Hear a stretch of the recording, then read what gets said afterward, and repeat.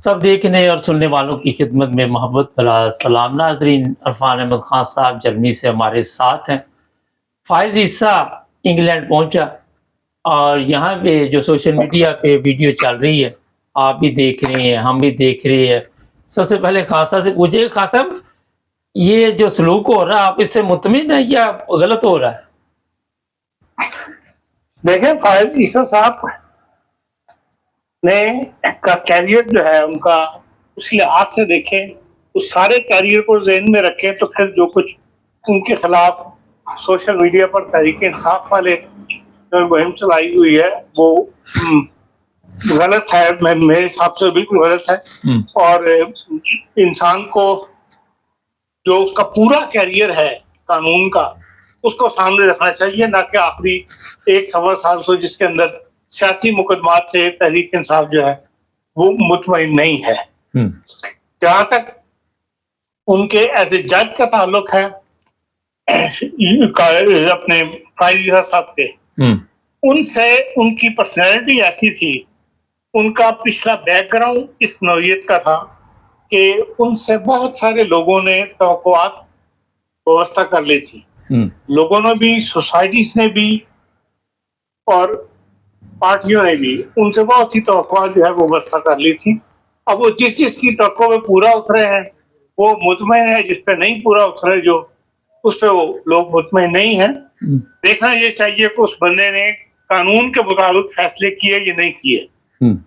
और जहां तक आप देखते हैं कि जो पाकिस्तान की बार काउंसिल्स हैं वो, उनका भी हर साल अभी कल ही इंतखाब हुआ है, दोबारा आसमा जहांगीर ग्रुप जीता है। ये लोग भी बात तवक्कुआत रखते हैं सुप्रीम कोर्ट से, ना पहले उन्हें पूरी की। इनका ख्याल ये था कि भाई हम सुप्रीम कोर्ट बार एसोसिएशन का फ़ाइज़ ईसा आने के बाद हमारे मसाइल जो है वो हल करें, क्योंकि इनके अंदर सियासत बहुत ज्यादा है। सुप्रीम बार एसोसिएशन के अंदर जो ग्रुप बने हुए हैं और सुप्रीम कोर्ट उस सियासत का शिकार नहीं हो सकती, इसलिए कोई ना कोई ग्रुप इनमें ऐसा रहता है जो सुप्रीम कोर्ट के जज के खिलाफ कुछ न कुछ बात करता रहता है।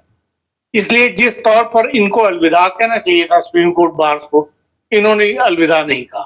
फिर सुप्रीम जो फ़ाइज़ ईसा साहब हैं, उनसे बहुत से उनके पिछले कैरियर को देखते हुए जो अक़लियतें हैं पाकिस्तान की, उन्होंने बहुत ही तवक्कुआत उनसे वाबस्ता रखी हुई थी, ख़ुसूसन क्योंकि वो बलूचिस्तान से हैं और बलूचिस्तान में हज़ारा बरादरी ने बड़ा सख्त वक्त देखा और अब भी देख रहे हैं। अब भी वहाँ के लोग यही बताते हैं कि वो डर के रहते हैं वहाँ पे।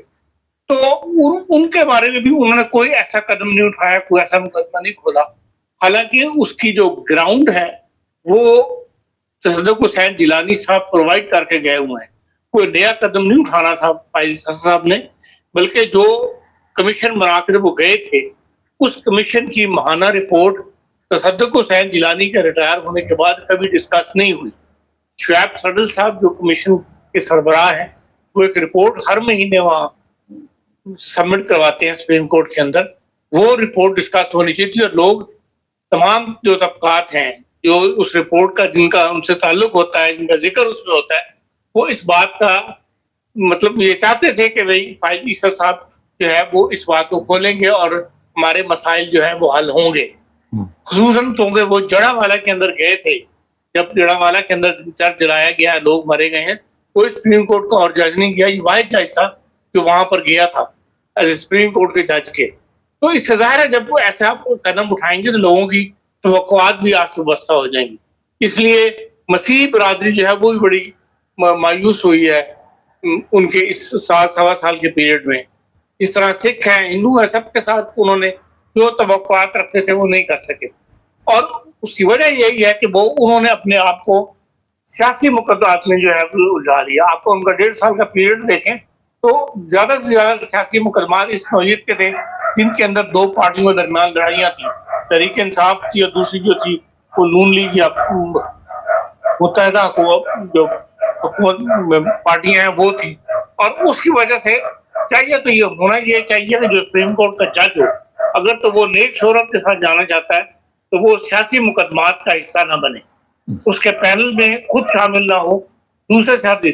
और ये मैं समझता हूँ फ़ाइज़ ईसा साहब ने ये गलती थी कि उन्होंने अपने आप को सियासी मुकदमात के अंदर उलझाए रखा।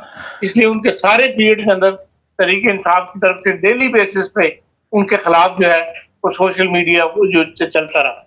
फिर उनके खिलाफ सोशल मीडिया के ऊपर बहुत कुछ कहा जाता रहा।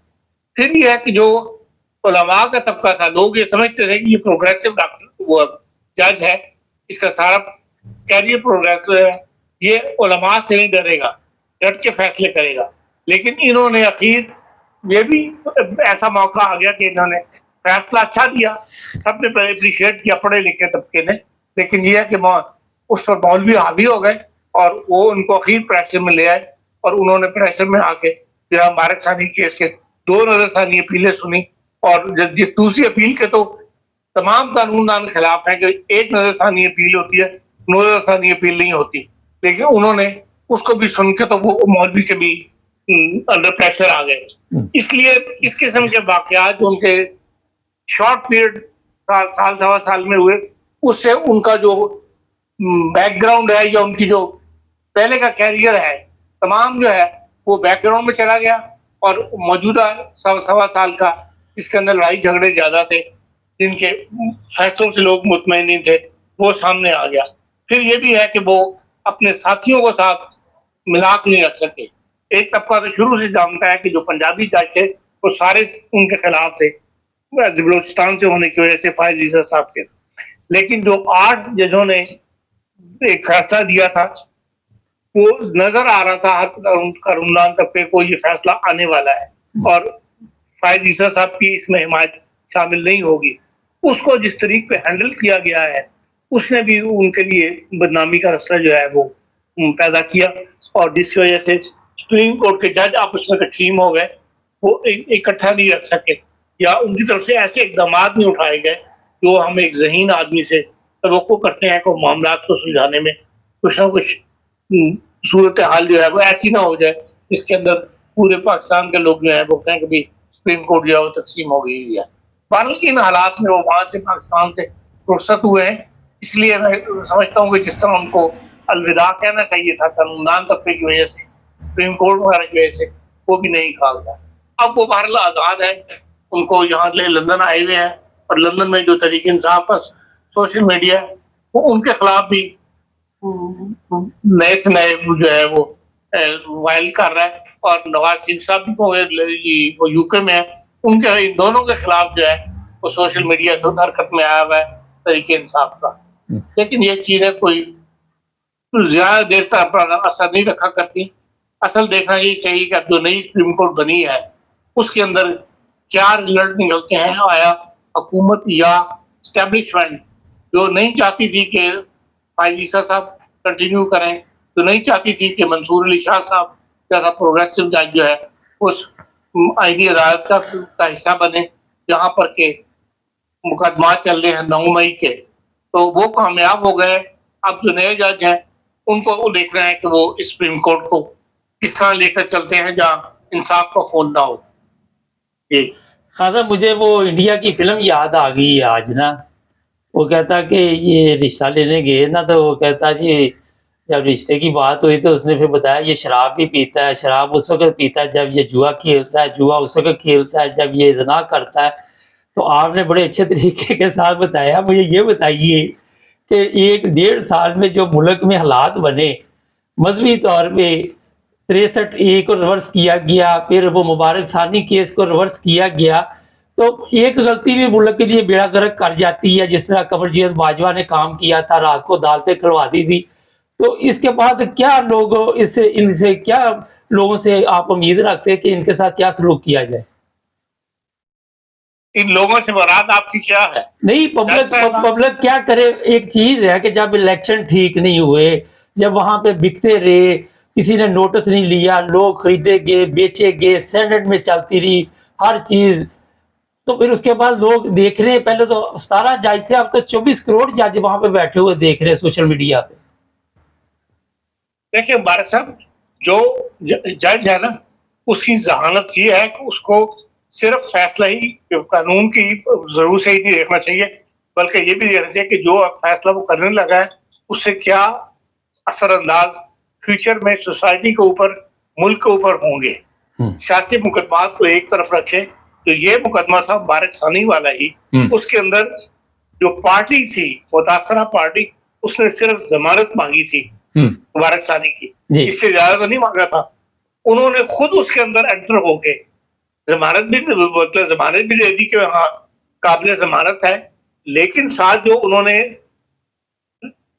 थोड़ी सी रियायतें दी थी अपनी तरफ से जो कि माकूल हर पढ़ी लिखी सोसाइटी में वैसा ही माशरा होता है या हर इंसान को वो आज़ादी हासिल होती है जिसका मुबारक सानी साहब ने जिक्र कर दिया था, या तो फिर वो उस पर स्टैंड करते। जब वो स्टैंड नहीं कर सके तो उससे और मजीद हालात को खराब होने की राह खुल गई। आप देख लें उस फैसले के बाद किस कदर मजहबी इंतहा पसंद में जुर्रत आ गई है और हर जगह उन्होंने किस किस्म के इकदाम उठाए हैं, कब्रों को नुकसान पहुंचाने के अंदर, मीनारों को तोड़ने के अंदर, और किस जरूरत से वो दंदराते फिरते हैं। तो ऐसे इकदाम जो हैं वो कम से कम जो नए अब सुप्रीम कोर्ट के जज हैं उनके ऊपर ये बार पड़ेगा। जो अगर सुप्रीम कोर्ट में खुद नोटिस नहीं लिया सुप्रीम कोर्ट के जजों ने उन उलमा के खिलाफ, उस मजहबी तबका के खिलाफ जो कब्रों की बेहरमती कर रहे हैं, जो मीनारे तोड़ रहे हैं, मसाजिद की महराबों को खराब कर रहे हैं, तो आने वालों को ऊपर तो जिम्मेदारी पड़ती है। वो उन्हें भी कोई ना कोई ऐसी जरूरत दिखानी पड़ेगी, नहीं तो ये बादशाह मजीद खराब होता चला जाएगा और एक सिविल या जैसे कहना चाहिए एक दूसरे के खिलाफ नफरत की बुनियाद पे कितने देर तक आप जिंदा रह सकेंगे। खान साहब, आज जो अदलिया है, इससे पहले जो अदलिया थी, चले फर्ज करती है 50 साल पहले फैसले तो उनके भी गलत ही चलते आ रहे हैं। क्या गलत फैसले करने से माशरा ठीक हुआ कि माशरे की हालत जो बेहतर हुई आपके ख्याल में, जो गलत फैसले किए गए थे 50 साल पहले? देखिए, ज्यादातर फैसले जो हैं वो किए गए हैं जो सियासी तौर पर मुतासर होकर या सियासी पार्टियों के प्रेशर में आकर या मिलिट्री एस्टेब्लिशमेंट के कहने से आती है। इंसाफ के फैसले तो यही तो दुनिया रोती है या बड़ा तबका कानून तबका रोता है कि अगर इंसाफ की बुनियाद पे किए हुए होते तो पाकिस्तान का नंबर 142वां ना होता अदालतों के अंदर या कानून के अंदर। उसकी वजह यही है कि तमाम फैसले जो है वो उनकी बुनियाद ही गलत बनाई गई है और वो सियासी फैसले किए गए हैं, जिसको असरात जो है वो आहिस्ता आहिस्ता मुल्क देख रहा है कि मुल्क हर तबके के अंदर पीछे की तरफ गया है और मुसलसल जा रहा है। खान साहब, आखिर में ये बताइए, एक और तरमीम करने की तैयारी शुरू हुई है 27वीं, तो एकदम क्या हुआ? सुप्रीम कोर्ट से कोई खौफ है या क्या वजह हो सकती है? नहीं, उसकी वजह ये है कि जो वादा किया गया था मिलिट्री एस्टेब्लिशमेंट से, उसमें ये भी शामिल था कि मिलिट्री कोर्ट जो है बनाई जाएगी, ऐसी आईनी तब्दीली की जाएगी। वो फजल रहमान साहब के अड़ने की वजह से वो तब्दीली नहीं हो सकती और वो जाहिर है कि एस्टेब्लिशमेंट करवाएगी जिनको हुकूमत बनवाई है, जिनकी हुकूमत उन्होंने बनवाई है, जिनको इक़्तिदार में लेके आए हैं, उनके ऊपर वो अपना प्रेशर बरकरार रखेंगे कि आप ऐसी आईनी तरमीम करें जिससे जो मिलिट्री कोर्ट में मुकदमात की राह जो है वो हमवार हो। और उसमें फजल रहमान साहब को फिर दोबारा एक दफा मनाना पड़ेगा, उनकी जरूरत पड़ेगी। अभी तो वो बढ़के मार रहे हैं कि मैं नहीं ऐसी तरमीम होने दूंगा, लेकिन बहरहाल तरमीम वक्त लग जाए लेकिन ये तरमीम हो के रहेगी। ये मिलिट्री एस्टेब्लिशमेंट का फैसला है और वहाँ हमारे उन्हीं के फैसले जो है वो चलते हैं, आखिर वो कामयाब हो जाते हैं। आखिर में सवाल एक और निकल आया कि कोई इस तरह के केस जो इलेक्शन के मतलब सुप्रीम कोर्ट में चल रही हैं, आने वाले दिनों में उनके अगर कोई ऐसे फैसले आ जाते तो क्या देख रहे हैं, ये इलेक्शन है या जो इजाफी सीटें हैं उसके बारे में? देखिए, अगर उसमें तो सुप्रीम कोर्ट अड़ती है अपने उस 8 जजेस के फैसले के ऊपर और इलेक्शन कमीशन के फैसले को नहीं मानती, तो इलेक्शन कमीशन जो है सुप्रीम कोर्ट के फैसले को तस्लीम नहीं कर रहा। वो कहता है हम इंडिपेंडेंट इदारा है, आईनी, हम भी आईनी इदारा है, हम उनके पाबंद नहीं है। अब ये एक लड़ाई है जो होनी है हुकूमत और अदलिया के दरमियान और इलेक्शन कमीशन के दरमियान। ये अब नए जज साहिबान बैठ जाएं, नए जो बेंचेस बनेंगे, उससे वाज़ेह होगा कि आया सुप्रीम कोर्ट के मौजूदा चीफ जस्टिस के जज साहिबान जो है उनकी ये बात मानते हैं या वहाँ दोबारा एक नई लड़ाई जो है वो शुरू होती है। इसके लिए हमें थोड़ा 2 हफ्ते इंतजार करना पड़ेगा, ठीक, फिर ये सूरत हाल वाज़ेह होगी। बहुत शुक्रिया खान साहब। नाज़रीन, जब अदल की कुर्सी पे बैठो तो फिर चाहे कोई भी वहाँ पे अदल किया जाए। 50 साल पहले जो फैसले किए गए गलत, और उससे सोचा गया कि हम लोगों को खुश कर लेंगे, सिस्टम ठीक कर लेंगे, सिस्टम ठीक नहीं हुआ और बेड़ा गर्क हो गया। जहाँ तक फ़ायज़ ईसा साहब की, खान साहब के अपने ख़्यालात है, सीनियर सहाफ़ी हैं खान साहब, मगर वो कहते हैं कि वो जो चद्दर होती है वाइट, उसके ऊपर एक दाग भी लग जाए तो आपको पता चल जाता है फिर कि उसका निशान नज़र आता है। तो 1.5 साल में सियासी फ़ैसले किए गए या मज़हबी फ़ैसले किए गए, पार्लियामेंट में जाके वहाँ पे बैठ के तकरीरें सुनते रहे। सियासत से जज का तल्लुक ही कोई नहीं है अगर पूछा जाए, उसका तो काम है अदल के साथ चले। फज़ल रहमान के साथ एक फ़ैसला दिया गया, वो जो अहमदियों के मुतल्लिक़ था, बाद में उसको अपने चैम्बर में ले गए और वहाँ जाके फ़ैसला बदल दिया जी, ये जो मज़हबी लोग हैं हमारी रहनुमाई करें। मज़हबी लोगों ने जो रहनुमाई मुल्क की हुई है, जिस जगह पे मुल्क को पहुँचा दिया, जिस जगह पे अवाम को पहुँचा दिया, मेरा ख़्याल आप खुद फ़ैसला कर सकते हैं, मैंने इस पे क्या कहना। तो अदल का मकसद ये नहीं है कि आप लोगों के जो भी हकूक़ है, उसके ऊपर भी बुनियादी हकूक़ है, उसके ऊपर भी फ़ैसला करते हुए आप के जी मज़हबी रहनुमाओं से ये इजाज़त लेंगे, सियासी हालत देख लें मुल्क की। तो कोई मेरे हिसाब से मैं तो वाला जो भी कहूँगा कि सुप्रीम कोर्ट है या कोई हाई कोर्ट है या कोई भी है, सब सियासत के साथ चल रहे हैं और वहाँ से ऑर्डर आते हैं जहाँ से आपको भी पता है। अपने बस में इनके कुछ नहीं होता, लेकिन गैरतमंद जज जो होते हैं, अगर वो स्टैंड ले जाते हैं तो अवाम तो नज़र आ रहा है। आज 24 करोड़ 25 करोड़ अवाम जो है वो सारे जज बन चुके हैं। चैनल को सब्सक्राइब करें, जुड़े रहें हमारे साथ।